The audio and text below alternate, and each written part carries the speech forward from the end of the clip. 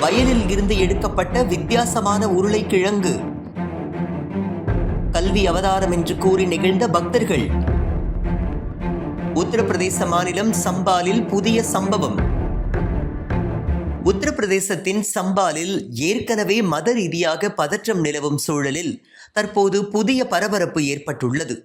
அங்குள்ள துளசி மானஸ் கோயிலுக்கு ஒரு வித்தியாசமான நிகழ்வு பெரும் கூட்டத்தை ஈர்த்துள்ளது. உருளைக்கிழங்கில் தோன்றும் கடவுள் சிலை போன்ற உருவத்தை காண பக்தர்கள் கூட்டம் கூட்டமாக வருகின்றார்கள்.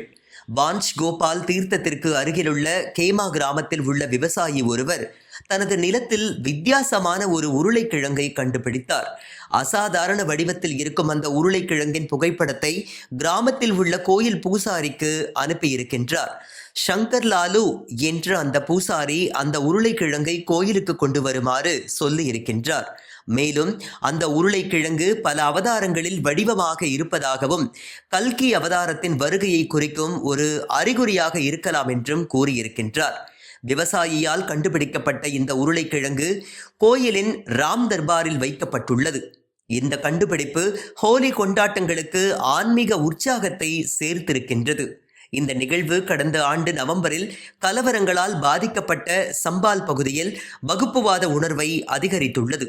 ஏற்கனவே ஹோலி பண்டிகை ரமலானின் 2வது வெள்ளிக்கிழமையுடன் ஒன்று சேர்ந்து வருவதால் சம்பால் பகுதி முழுவதும் சாதாரண சூழ்நிலை நிலவுகின்றது. அசம்பாவித சம்பவங்கள் எதுவும் நடைபெறாமல் இருக்க போதுமான பாதுகாப்பு கொடுக்கப்பட்டுள்ளதாக கூறப்படுகின்றது.